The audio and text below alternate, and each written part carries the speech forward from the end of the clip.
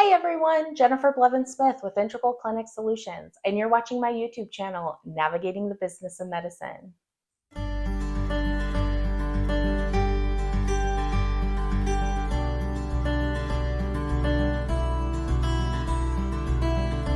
Today I want to talk about the CMS 2025 proposed changes for telehealth.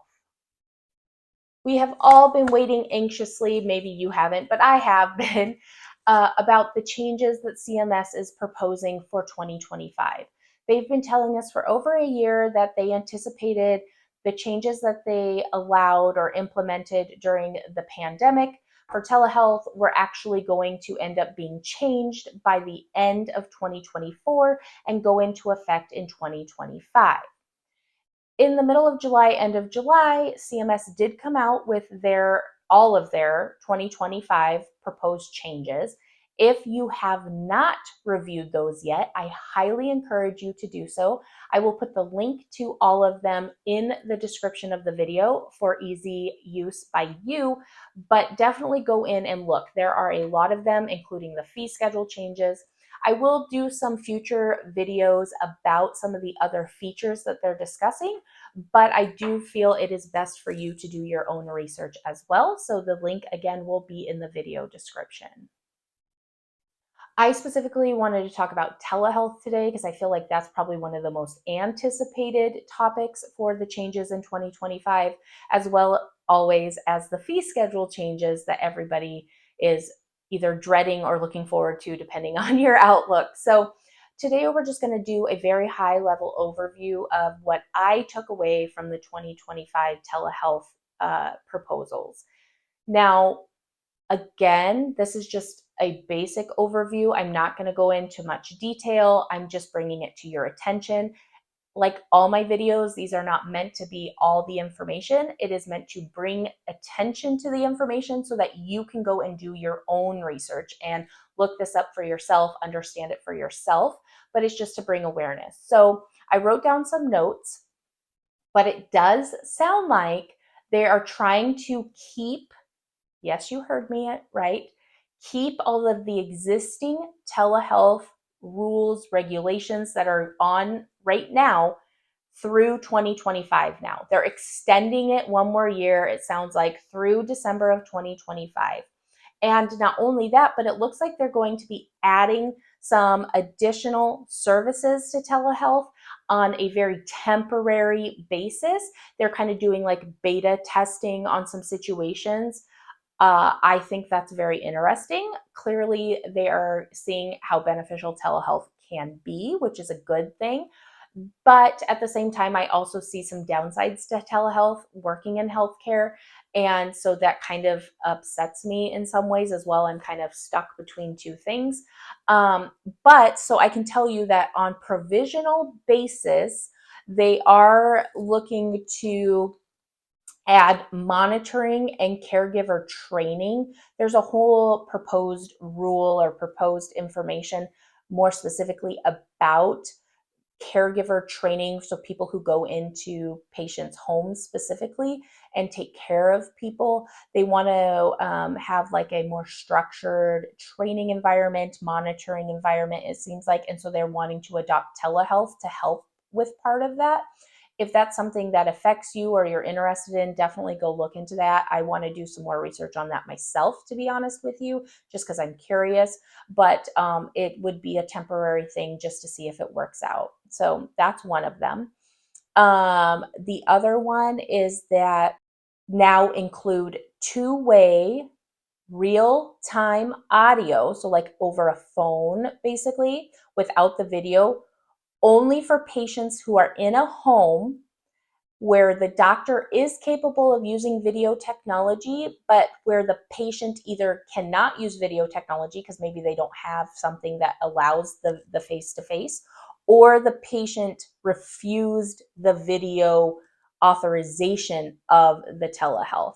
So they're looking at, because during the pandemic, I don't know if you remember, they did cover a lot of phone calls with patients, without a lot of stipulations or regulatory requirements around it, and you could bill normally for that by doing visits over the phone. So now they're going to, and then they took it away, but now they're saying, okay, let's go ahead and try piloting this where even though the provider is capable of doing it through video, which they should be, but the patient is at home, that is a catch, and unable to do the video because they don't have the right devices or they're not able to figure it out, whatever it could be, or they refuse the video face-to-face portion of it, so it's kind of another part of this, then they would still be able to do the audio visit only. So that's going to be interesting. I'm not sure if I'm comfortable with providers sharing some of that information with the patients. I don't think they should share that they can refuse the video, because I feel like the video can come in very handy to providers depending on what the patient's being seen for, because hands-on and eyes-on, a patient can tell you a lot. You can pick up on things that maybe they're not sharing with you or being honest about. You can tell if they're a little hesitant about sharing information. I don't know. I just feel like you can read between the lines a lot with most of our communication is non-spoken, it's non-verbal communication, so that video can really help. So I'm kind of on the fence about that, because I don't want patients just to, because it's convenient for them to do the phone call and say they refuse the video because it's easier for them, or they don't want to maybe share something with their provider that the provider would see or pick up on if it was on video. I don't know. That's why I'm a little hesitant. But anyway, nonetheless, this is there. They also are going to continue allowing providers to use their currently enrolled practice location address as their distant provider location address instead of their home address if they're seeing patients via telehealth from their home.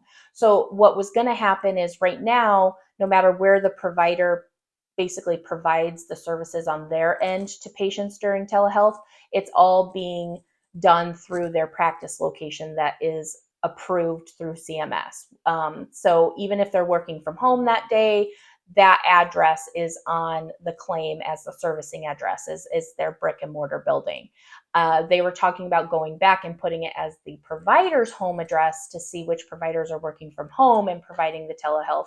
But now it looks like they are going to continue allowing providers at least through the end of 2025. Keep this in mind. This is not permanent. Again, it's still being pushed out another year, but for at least another year, they're proposing that when they're working from home, they can still use their brick and mortar practice address, which is already currently enrolled with CMS. So it doesn't sound like they're going to allow new enrolled addresses for telehealth to be in a location, but for currently enrolled, they were kind of like grandfather them in. That's kind of me reading between the lines. They are also saying that they are doing a provisional basis. They're considering supervising physicians can give direct virtual supervision for incident to billing, where a lot of incident to billing is where the provider has to be on site, or they have to be within a certain radius or time frame to be able to be on site, and they have to do a bunch of other things for incident to. But it looks like now they're considering letting the supervision be a virtual supervision, as long as it's direct virtual supervision. Again, I'm not sure how I feel about this, but they're proposing it to try it out in 2025.